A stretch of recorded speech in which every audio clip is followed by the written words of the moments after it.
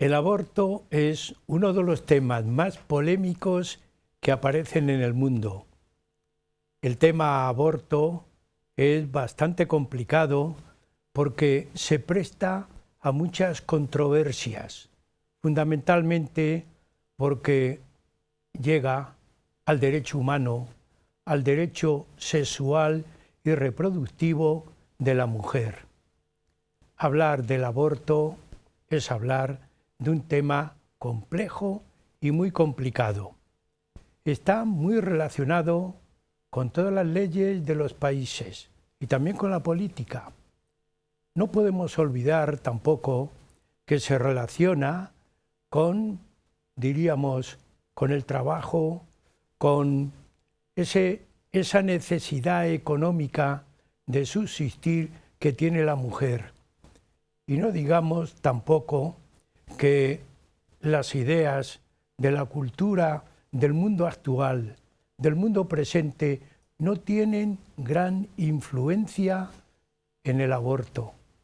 De tal manera que todas las naciones se plantean y se presentan este problema en las cortes, en los senados, en toda la legislación que aparece de una manera particular y muy general en todas las naciones del mundo.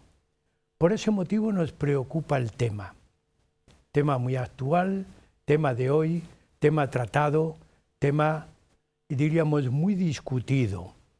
Por ese motivo, el programa Huellas de nuestro tiempo hoy va a presentar este tema así, con este título tan aparentemente simple y sencillo como el aborto.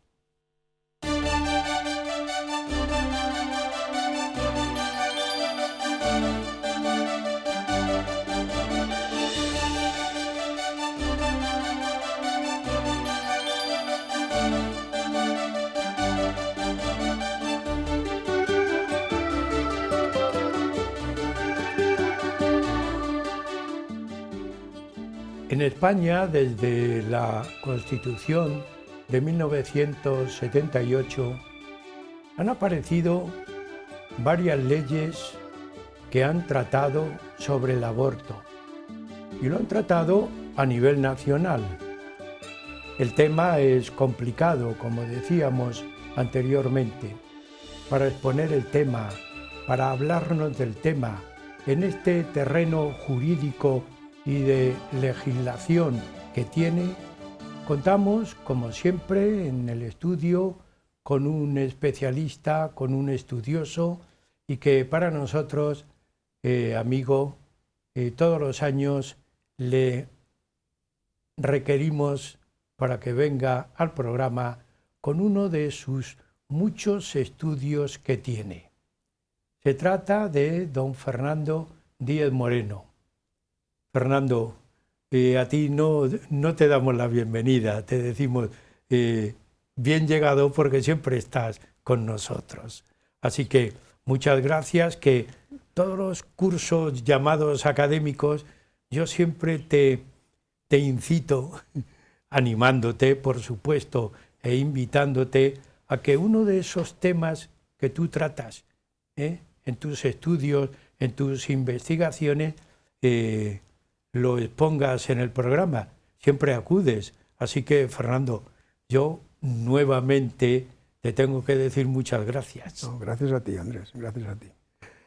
Amigo, don Fernando Díez Moreno es doctor en Derecho, abogado del Estado, pertenece, por supuesto, a la Cofradía Internacional de Investigadores de Toledo, teóricamente desde su fundación, y es un gran estudioso de temas no solamente de derecho, sino también del pensamiento.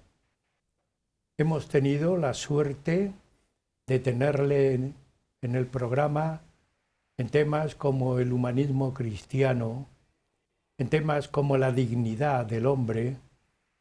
Esto indica el carácter de investigación que tiene, pero también de pensador. Así que con este planteamiento hoy nos va a hablar de el aborto. Un tema complejo, muy complicado, sobre todo porque las leyes cambian, el pensamiento también de los pueblos cambian, y nos vamos a centrar en el tema en España, con el tema en España. Así que, Fernando, vamos a situarnos, pero yo quiero que antes de llegar a la legislación española, según tus trabajos y estudios, hay en Estados Unidos aparece pues una resolución del Tribunal Supremo de los Estados Unidos que se transmite en los medios de comunicación, que trata sobre el aborto y que pone, diríamos, altera a la nación americana. ¿Es así? ¿Por qué se produce eso? Pues efectivamente, en abril de este año, el 24 de abril, el Tribunal Supremo de los Estados Unidos, que es el equivalente a nuestro Tribunal Constitucional, dictó una sentencia que ha causado, primero, sorpresa y segundo, ha provocado el análisis de los que nos interesan seguir estos temas. Porque desde hace 50 años, el Tribunal Supremo, este Tribunal Supremo de Estados Unidos, había dictado una sentencia autorizando el aborto. 50 años. Pero ahora el Tribunal Supremo ha dictado una sentencia en sentido contrario. ¿Cuáles son los puntos principales de esta sentencia? Y sobre todo, lo que nos interesa a nosotros es si esos puntos son aplicables en nuestro país, en España. El Tribunal Supremo dice, primero, que la Constitución americana no regula ni prevé el aborto. Ni siquiera se puede amparar en el derecho a la libertad que sí está establecido en la Constitución americana, es decir, la libertad de la mujer. Por tanto, considera que el feto no es un bien privativo de la mujer y deshace, por tanto, la argumentación muy frecuente y que hemos oído con mucha frecuencia, desgraciadamente, que es yo hago con mi cuerpo lo que quiero. En segundo lugar, el Tribunal Supremo sostiene que el argumento de algunos proabortistas de que solamente se le puede reconocer a las personas y consideran como personas los que tienen capacidad de autoconciencia, los que tienen capacidad de razonamiento, solamente a estas personas hay que proteger, dice el Tribunal Supremo, ¿qué pasaría entonces con aquellas personas que no tienen esta capacidad de razonamiento? Como por ejemplo los bebés, pero también personas mayores con síndromes que han perdido esta capacidad, que son dependientes, etc. Y sobre todo, el Tribunal Supremo americano hace una declaración enormemente sorprendente, y es que en América rige el principio de separación de poderes y, por tanto, el Poder Judicial, representado en este caso nada menos que por el Tribunal Supremo, no puede legislar, que la legislación corresponde hacerla a aquellos estados federados de que se compone la estructura política de Estados Unidos. De manera que devuelve la competencia para regular estas materias a los estados. De hecho, los estados ya venían regulándolo, todos por supuesto aceptando el aborto, pero con muchas diferencias según incluso el gobernador de ese estado o la mayoría parlamentaria de ese estado fuese republicano o fuese demócrata. Pero ahora lo que dice es que son ellos, son los ciudadanos, a través de sus representantes en los estados federados y en las asambleas legislativas de estos estados, los que tienen que decir qué tipo de aborto quieren. ¿Esto resulta aplicable en España? Estas ideas expuestas en esta sentencia, pues primero, nuestra Constitución dice en el artículo 15 que todos tienen derecho a la vida. Y cualquier persona que lea este precepto cuando habla de todos, y todos Sí. es todos. Por tanto, en segundo lugar, que ni siquiera el derecho a la libertad, que se considera como uno de los valores fundamentales por nuestro artículo 1 de la Constitución, en este derecho a la libertad no puede ampararse el aborto. Por tanto, a la mujer no le corresponde el feto como tal. Y por último, el tema de la separación de poderes es muy importante en España, porque en mi personal opinión, en España no existe separación de poderes. De hecho, el poder ejecutivo domina al poder legislativo con la disciplina de voto, cosa que no ocurre en Estados Unidos. En Estados Unidos, los demócratas o los republicanos no votan siempre según las indicaciones del partido. De hecho, hemos visto incluso en películas que cada presidente que quiere sacar adelante una proposición tiene que buscar los votos en un partido o en otro. Por tanto, allí no hay disciplina de voto. El dominio que tiene el poder ejecutivo respecto al legislativo, como estamos viendo incluso estos días, pues es totalmente absoluto. Pero sobre todo, lo más preocupante es que el ejecutivo domina también el poder judicial. Lo domina o lo quiere dominar. Basta pensar, por ejemplo, en el sistema de elección de magistrados del Tribunal Supremo.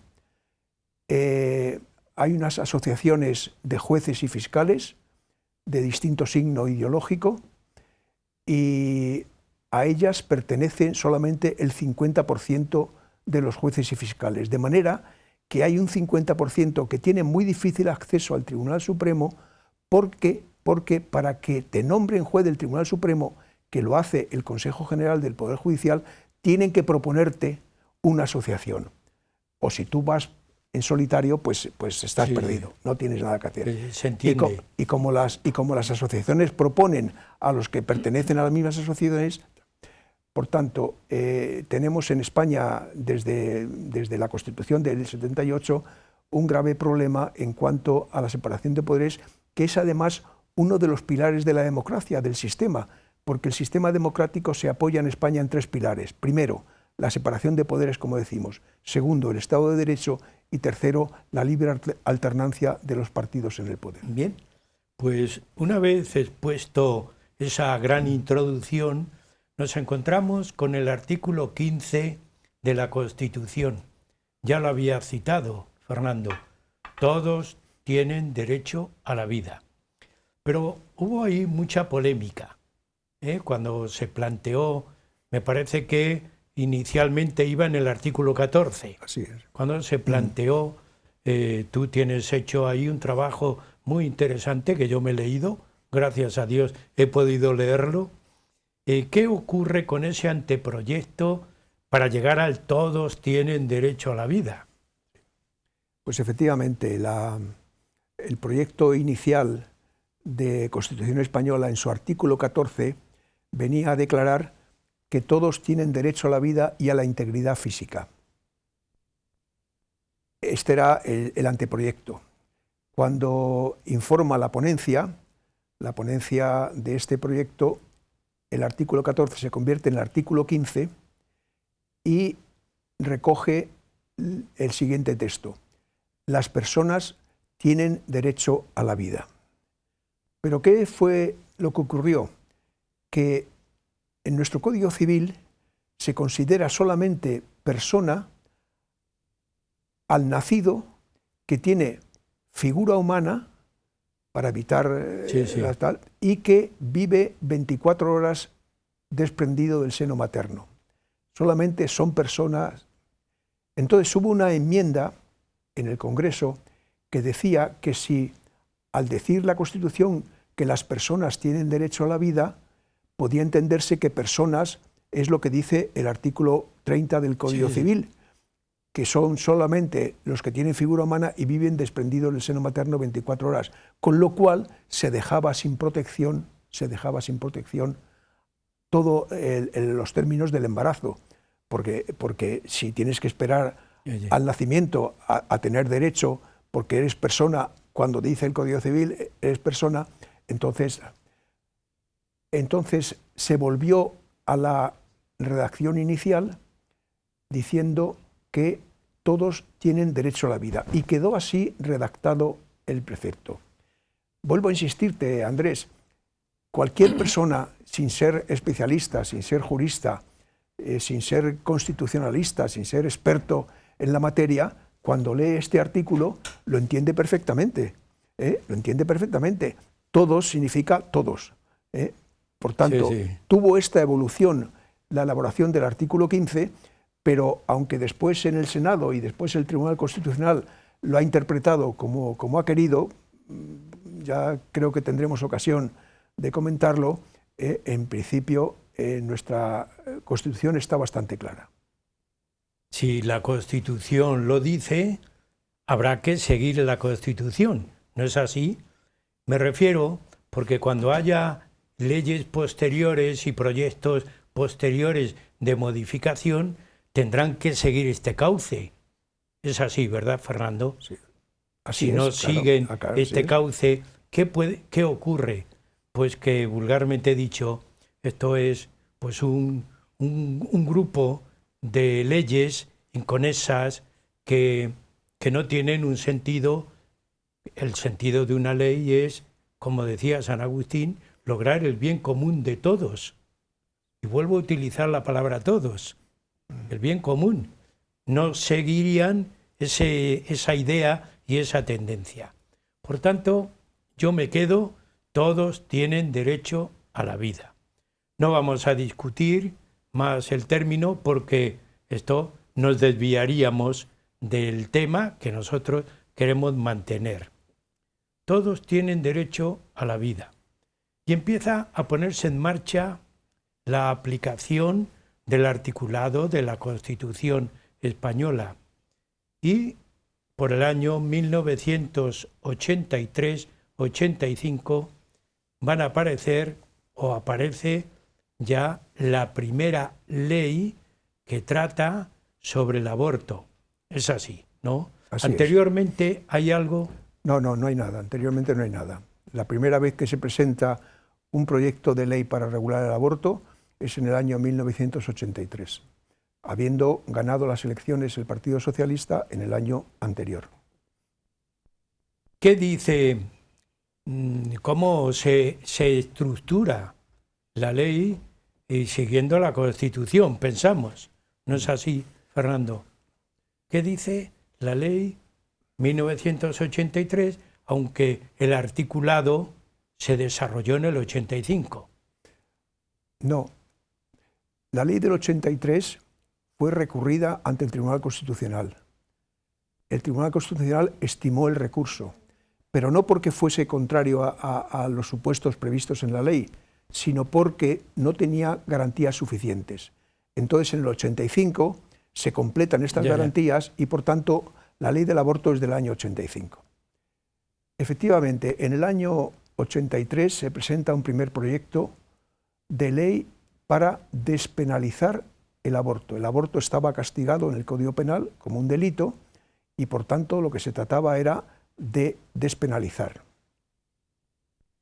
Es curioso que, puesto que estamos en esta radio-televisión diocesana, que el entonces ministro de Justicia era un ilustre toledano, Fernando Ledesma, que fue el que llevó el tema adelante. Bien, ¿qué es lo que hace esta ley? La ley despenaliza el aborto en tres supuestos, en tres indicaciones: la indicación ética, la indicación terapéutica y la indicación eugenésica. La indicación ética significaba que se podía abortar cuando el embarazo fuese consecuencia de una violación. Se podía abortar despenalizado, o sea, ya no era delito especial. ¿Qué significa la indicación terapéutica? Que se podía abortar cuando hubiese peligro para la vida de la madre. ¿Y qué significa la indicación eugenésica? Que se podía abortar cuando el feto tuviese graves deficiencias. En estos tres casos se despenalizaba el aborto. En lo demás seguía considerándose como delito.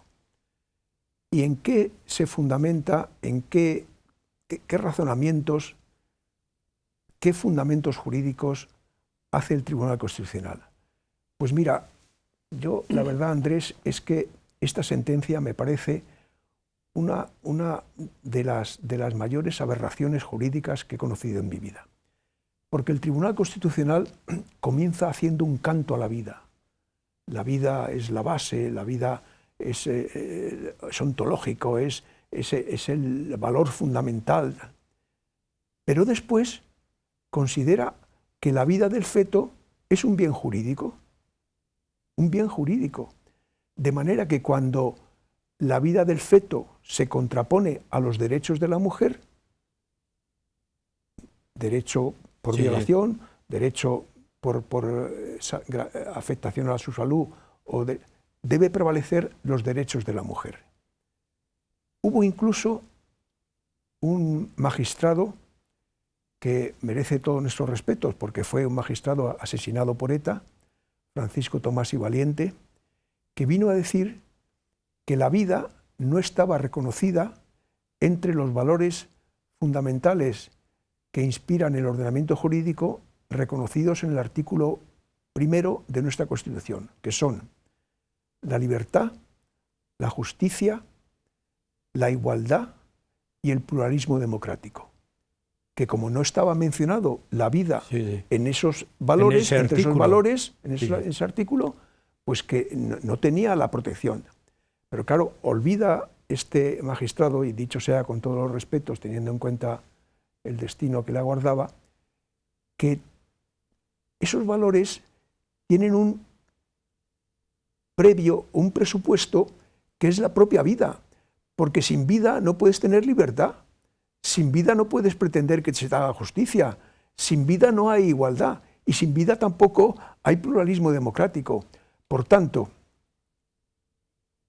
la consideración de la vida para justificar estos supuestos ético, terapéutico e eugenésico han sido aceptados porque ha pasado mucho tiempo desde el año 85 y han sido aceptados por la sociedad. De hecho, cuando ganó el Partido Popular las elecciones, el presidente Aznar en dos legislaturas, no se planteó en absoluto la modificación del aborto. Estaba aceptado por la sociedad y era un tema relativamente tranquilo. Sin embargo, en mi opinión, la argumentación que el Tribunal Constitucional da para despenalizar estos supuestos carece completamente, sobre todo para un humanista cristiano que sigue la doctrina social de la Iglesia, me parece completamente insostenibles y perfectamente rebatibles. Yo estoy contigo, sigo tu camino. Fernando, a mí me reclaman estos tres supuestos. Yo al leerlos he pensado que la madre, que afecte a la madre física y psíquicamente. Esto es como decir, pues bueno, un baúl. No, en ese caso era solamente la vida de la madre. Cuando esté en peligro, la vida de la madre. No física, no. Pero eso, posteriormente eso se incluyó en leyes posteriores. Pero ahora, por el momento, el supuesto terapéutico es la vida de la madre. Cuando esté la vida del feto y la vida de la madre enfrentados, hay que elegir uno de ellos y se elige, la sentencia elige la vida de la madre y la ley, en consecuencia, la vida de la madre. Y la vida del feto, ¿cómo se trata en ese tercer supuesto? Porque el feto también puede aparecer con una tara, con una enfermedad. Sí, ese es otro supuesto, el supuesto terapéutico, el supuesto eugenésico. Bien. El Tribunal Constitucional lo enuncia de una manera general y global, sin pronunciarse a favor de uno o de otro. No, el Tribunal Constitucional lo que hace es admitir estos tres supuestos y únicamente decir que la ley carece de garantías para que esos requisitos se cumplan. Es decir, que se acredite que ha habido una violación, que se acredite por el correspondiente informe médico, dictamen médico, que hay peligro para la vida de la madre, que se acredite el feto tiene deficiencias y tal. O sea, y entonces fue lo que hizo la ley del 85. La ley del 85 completó las garantías que pedía el Tribunal Constitucional y a partir de entonces, el año 1985 se aprobó y hemos llegado hasta el año 2010. Bien, llegamos a la mitad del programa, pero yo dejo ahí un poco en el aire, desde el año 1985 hasta el año 2010, la legislación está parada. No hay ninguna modificación de la legislación que despenaliza el aborto en estos supuestos. Bien, pues Fernando, hacemos un descanso y continuamos. Y también a ustedes les animamos a que sigan con nosotros en el programa Huellas de Nuestro Tiempo, que hoy estamos tratando el tema sobre el aborto. Un descanso y seguimos con ustedes.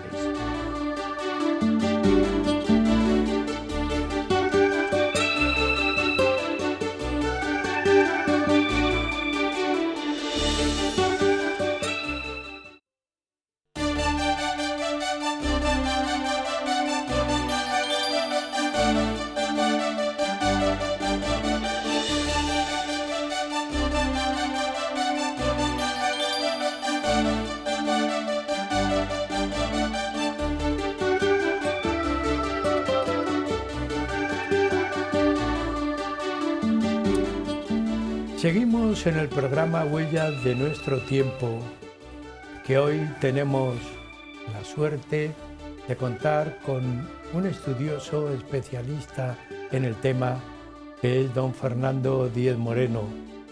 En la primera parte nos ha hablado del aborto, la legislación que aparece a partir de la Constitución española, con una ley que nace en 1983. Desde entonces, la legislación está, diríamos, parada hasta el año 2010. ¿Es así, Fernando? Así es, así es. ¿Y qué ocurre en el año 2010? ¿Cómo aparece una nueva ley sobre, ahora ya hablamos de la mujer, ¿no? ¿Cómo se titula la ley, Fernando? Pues en el año 2010 gobierna de nuevo el Partido Socialista, concretamente su presidente es Zapatero, y se produce un cambio muy significativo en la legislación, porque ya no se trata de despenalizar el aborto, ya no se trata de modificar el Código Penal, que correspondía al Ministerio de Justicia, sino que ahora se trata de regular el aborto desde el punto de vista del Ministerio de Sanidad. La ministra entonces era Aído.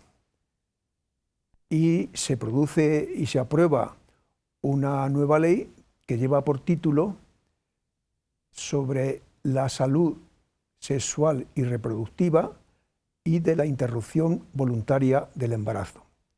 Por tanto, tiene dos aspectos la ley: la salud sexual reproductiva, en la que no vamos a entrar porque no es nuestro tema, y la interrupción voluntaria del embarazo.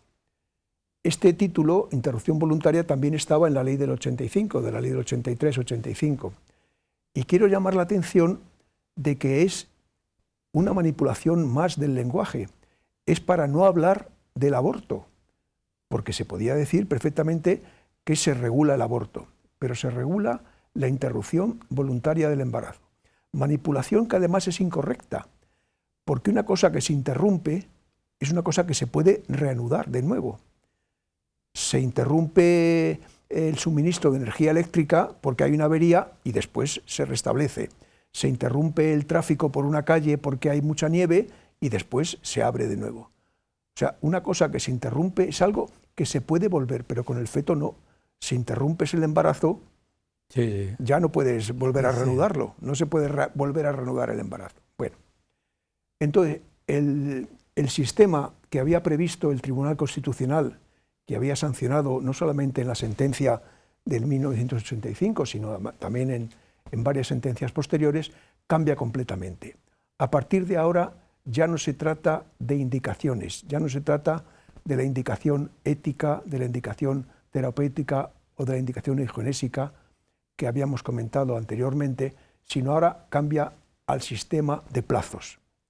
De manera que a partir de las 12 semanas, perdón, a partir de las 14 semanas, es decir, 3 meses y medio de embarazo, el aborto es libre. El aborto se declara completamente libre. Cualquiera embarazada puede abortar en las 14 primeras semanas sin motivación y sin decir las razones o sin explicar su decisión. A partir de los 5 meses y medio se puede abortar si hay peligro para la vida o la salud de la madre. Introduce la ley el término salud, a que antes te has referido. Sí, sí. Por tanto, si en el año 85 era la vida solamente de la madre la que permitía el aborto en los 5 meses y medio, ahora también es la salud. Claro, salud, ¿qué es la salud? Como has dicho, salud física, salud psíquica, es un constipado, es cualquier, en fin. Y luego también se puede abortar a los 5 meses y medio si hay problemas con el feto, si hay enfermedades que tenga el feto. Y se puede abortar a los 9 meses, o sea, se puede abortar durante todo el tiempo del embarazo cuando el feto tenga enfermedades incompatibles con la vida. Por tanto, el sistema de indicaciones a que nos hemos venido refiriendo se transforma absolutamente en un sistema de plazos. Es la llamada ley de plazos. Precisamente la sentencia del Tribunal Supremo americano que hemos comentado al principio se refiere también a esta cuestión y dice que el sistema de plazos es completamente ajeno a la tradición americana. El sistema de plazos es completamente ajeno a la tradición española, porque desde cuándo se ha podido establecer, pero estos, como tienen mayoría en el Parlamento, pues apoyan este sistema de plazos. La verdad es que es tremendo, porque además, como uno de los requisitos establece el requisito de la edad, se puede abortar sin necesidad del consentimiento paterno a partir de los 16 años. O sea, una niña de 16 años puede abortar sin conocimiento y sin consentimiento de... No voy a explicar las aberraciones, porque son aberraciones de la primera parte de la ley, es decir, de lo que se llama la salud sexual y reproductiva, porque ahí es pura ideología. Es una ley larguísima y es pura ideología. Y esta ley se recurrió también ante el Tribunal Constitucional. Estoy hablando del año 2010. Se recurrió ante el Tribunal Constitucional. Estamos en el año 2022. Llevamos 12 años. El recurso todavía no se ha resuelto. El recurso no se ha resuelto. No sé las razones, me las imagino, no sé las razones. Pero verás cómo cuando en el Tribunal Constitucional exista la mayoría que ellos llaman progresista, es decir, mayoría de izquierdas, e incluso tengan como presidente a Conde Pumpido, que es el que aparece en todos los medios como el futuro presidente, verás cómo con esta mayoría no tardan ni un segundo en desestimar el recurso. O sea, que la mayoría de izquierdas que se prevé en el Tribunal Constitucional va a resolver el recurso que lleva 12 años sin resolverse, desestimándolo. Claro, nos preocupa y también durante todo ese tiempo es como decir, ¿qué ocurre? Pues puede ocurrir realmente muchas cosas, ¿no? Porque si no hay una ley taxativa que diga A, B, C, hay que cumplir así, pues habrá interpretaciones, posiciones, casos especiales, y entonces esta ley tan necesaria del aborto debe ser, pues, no sé, una serie de despropósitos y de confusiones que no habrá realmente una línea a seguir. Y yo quiero ponerme un poco en plan de comentario, un médico en una situación, un padre, la familia, bueno, ante todo este cúmulo de confusiones, la realidad cuál es, cómo actuar, cómo seguir, porque pueden aparecer la objeción de conciencia, los padres que dicen lo que sea, todo esto es muy confuso, ¿no, Fernando? Aunque sea, no sé, un comentario que hacemos entre dos amigos. Es muy curioso, es muy confuso, como dices, pero sobre todo produce una enorme inseguridad jurídica. O sea, que una ley haya estado 12 años en el Tribunal Constitucional y no se haya resuelto, genera muchísima inseguridad, lo que estás diciendo, en los padres, en los profesionales, en los médicos. ¿Tengo derecho a hacer objeción de conciencia? ¿No tengo derecho a hacer objeción de conciencia? Y esa es la situación que tenemos en este momento. Ya. Tú citaste en la primera parte un intento, un proyecto que el Partido Popular intentó presentar, trabajar, estudiar en la época de José María Aznar. Es un proyecto que lo estudiaron, lo trabajaron, con motivo, yo quiero recordar que aparece en los medios de comunicación alguna idea preocupante para la familia, fundamentalmente, que las niñas de 16, 17 años pueden libremente, en algunos momentos con consentimiento y apoyo paterno, en otros momentos sin ese consentimiento, y aparece ahí un proyecto del Partido Popular. ¿Cómo se desarrolló, cómo intervino? No llegó a ser ley, pero yo creo que conviene también que lo explique, Fernando. Sí. Bien, en el año 2011 gana las elecciones el Partido Popular por mayoría absoluta. No es Aznar entonces, sino es Mariano Rajoy. Sí. Mariano Rajoy. Y es ministro de Justicia Ruiz Gallardón. En el programa electoral del Partido Popular venía la modificación del aborto. Y el ministro de Justicia vuelve otra vez al Ministerio de Justicia. No es un problema de sanidad, sino es un problema de justicia, es un problema de despenalización, es un problema de modificación del Código Penal. Vuelve otra vez al Ministerio de Justicia la competencia para la regulación del aborto. Y Ruiz Gallardón presenta un proyecto de ley volviendo al sistema de indicaciones, o sea, olvidándose del sistema de plazos que establecía la ley del año 2010 y proponiendo la vuelta al sistema de indicaciones, las indicaciones ética, terapéutica y eugenésica. Este anteproyecto, como tal anteproyecto, es aprobado por el Consejo de Ministros, y por unanimidad. Y, como todo anteproyecto de ley, debe seguir el trámite, los trámites constitucionalmente previstos, cosa que ahora suprimen, porque en vez de un proyecto de ley del Gobierno, presentan una proposición de ley en el Parlamento y prescinden de todos los trámites. Pero este anteproyecto es sometido a informe del Consejo de Estado, a informe del Consejo Fiscal y a informe del Consejo General del Poder Judicial. Y emiten estos informes proponiendo modificaciones, no sustanciales, sino mejorando el problema.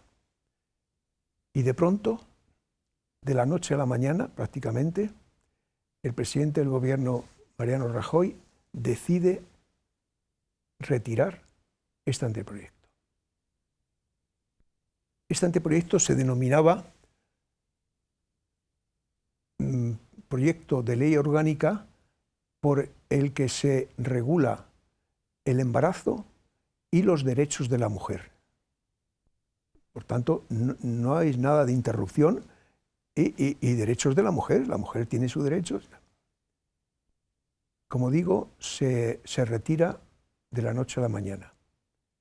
Y se retira porque se argumenta en la nota oficial que da el gobierno de que no iban a encontrar acuerdo con las fuerzas de izquierdas en el Parlamento para aprobarlo conjuntamente.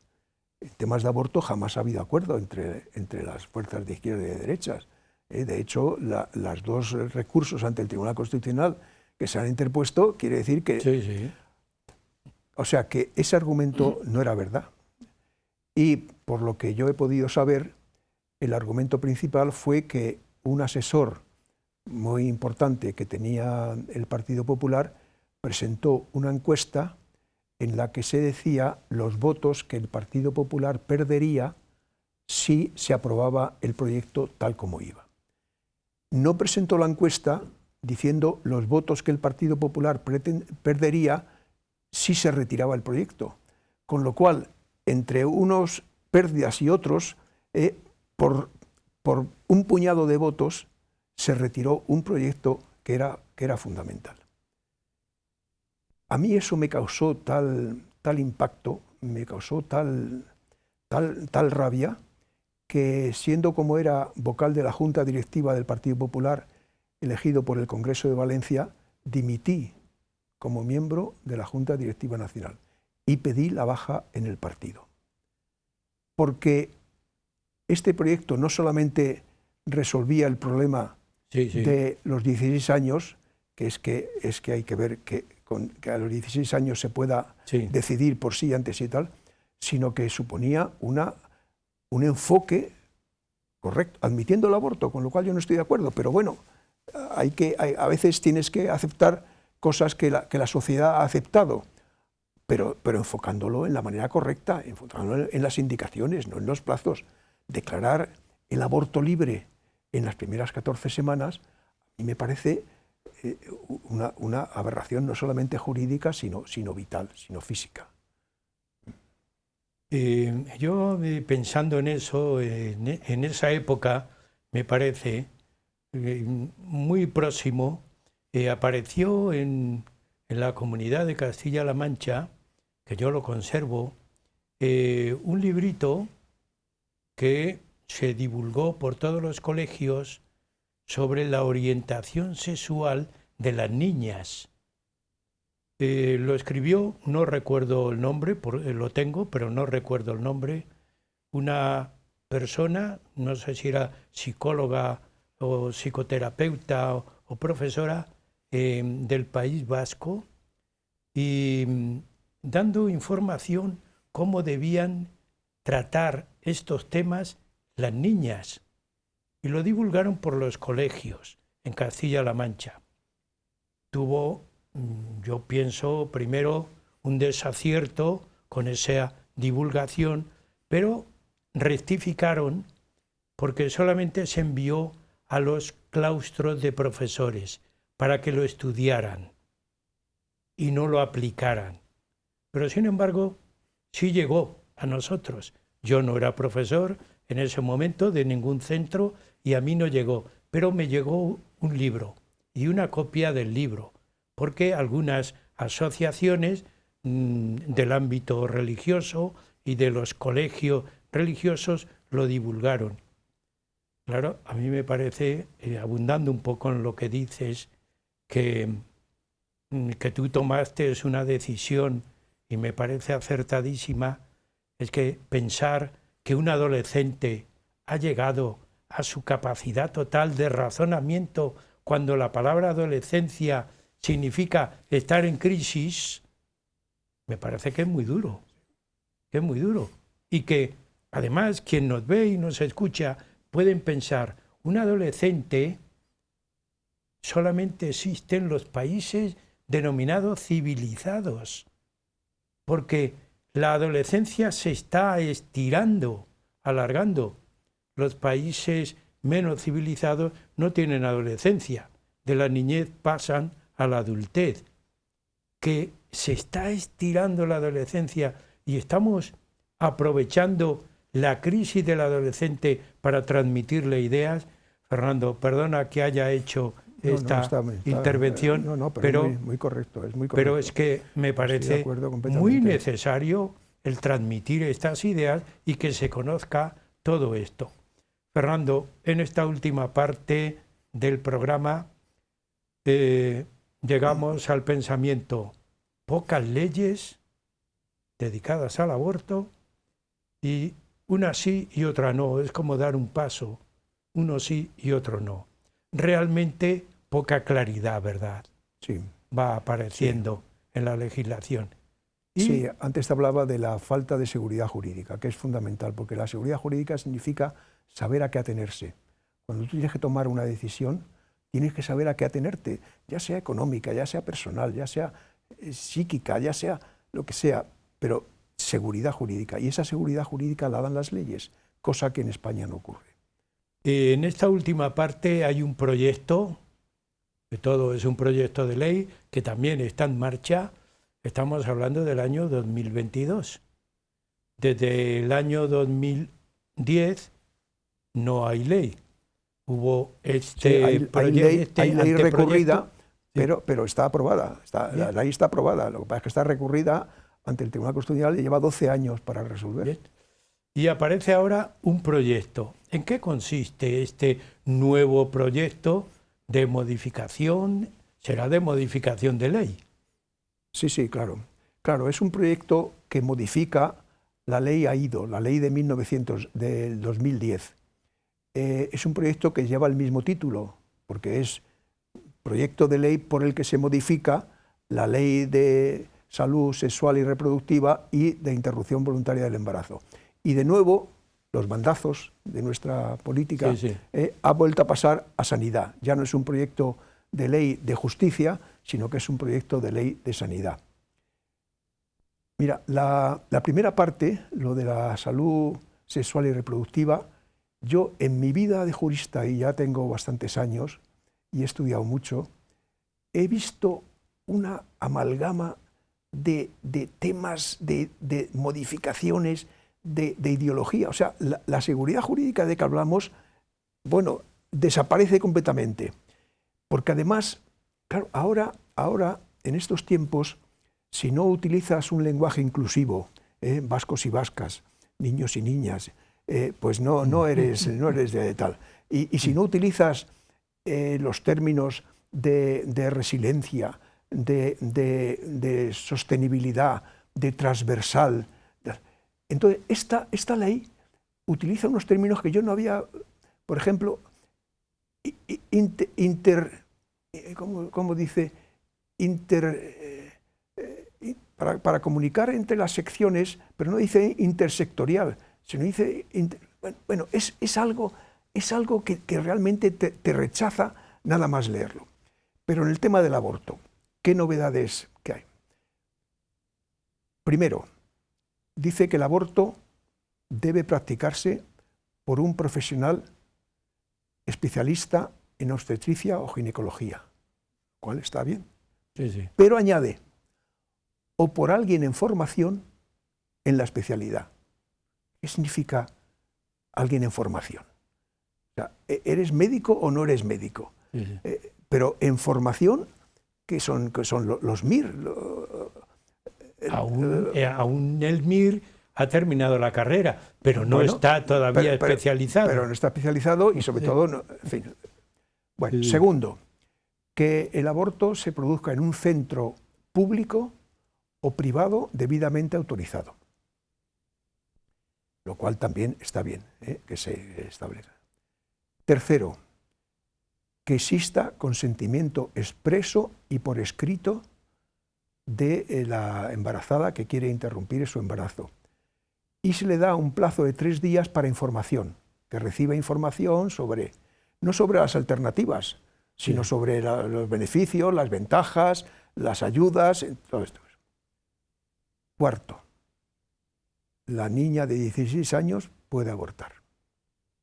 A partir de los 16 años no necesitas consentimiento de tus padres para abortar. Quinto, restablece el sistema de plazos, o sea, ratifica el sistema de plazos de la ley AIDO del 2010. Y hay un último tema que no es que sea más importante, pero sí revela, y es la regulación de la objeción de conciencia. Se permite que los médicos puedan ejercer su derecho a la objeción de conciencia, pero se les obliga a inscribirse en un registro especial de objetores de conciencia. Lo lógico sería lo contrario, es decir, yo objeto conciencia y por tanto no practico un aborto. Yo quiero practicar abortos, pues me inscribo en el registro. O sea, lo lógico sería inscribir en el registro a aquellos profesionales que están dispuestos a practicar el aborto para saber a quién acudir. Pero ¿qué sentido tiene inscribir a los objetores de conciencia? Pues el control, el de la amenaza, el de la extorsión, la posibilidad de extorsión y tal. Por tanto, esta ley que se aprobará, tal como van las cosas con las mayorías en el Parlamento que en este momento tenemos, esta ley terminará por aprobarse cuando termine su trámite parlamentario y la verdad es que, en fin, ya tenemos bastantes leyes ideológicas como para que... Fíjate que esta ley, por ejemplo, tiene 10 páginas de exposición de motivos, 10 páginas de exposición de motivos, o sea, que necesita explicarse mucho porque el famoso adagio, excusatio non petita, accusatio manifiesta. Si tú tienes que explicar mucho una cosa es porque no te estás acusando a ti mismo. Pues tiene 10 páginas de exposición de motivos. Es una ley complejísima, es desde luego execrable y terminará por salir. La España que vivimos en este momento terminará por salir. Claro, pero lo triste, que ya lo comentabas, Fernando, es que no hay una discusión, porque las Cortes tienen que discutir, que inmediatamente se plantea el tema. Rechazan todas las enmiendas y por tanto no hay... Y se aprueba. Entonces no participan ni padres, ni familia, ni educadores, ni legisladores, ni médicos, porque también las entidades médicas tendrán que decir algo, ¿no? Es decir, que es lo mismo que hay objetor de conciencia, puede haber lo contrario, pero puede dar su explicación por qué sí o por qué no, y por qué ese plazo tiene que ser ginecológicamente tantas semanas y no cuántas. Bien, Fernando, es triste comentar todo esto, pero está bien divulgarlo para que la sociedad vaya haciendo eco y vaya pensando en lo que nos viene encima, en lo que tenemos, y realmente cuando se vaya a votar se piense con un poco de razón y de sentido. Fernando, solamente, ¿qué te gustaría decir? ¿Te gustaría decir algo más? Bueno, pues muy rápidamente, porque ya estamos terminando el programa, que una de las causas por las que el aborto sigue siendo un problema que preocupa mucho es que no dan estadísticas. No dan estadísticas de los abortos anuales que hay en España.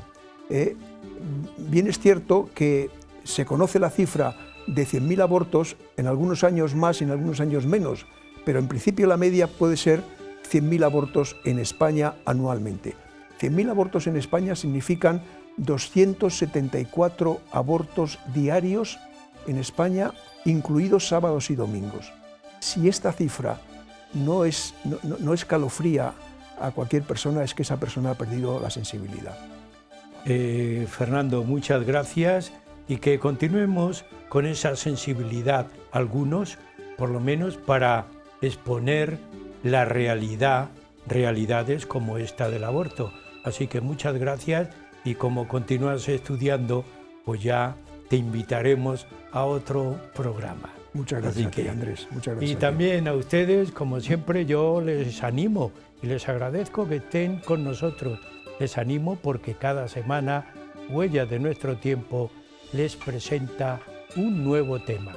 Muchas gracias.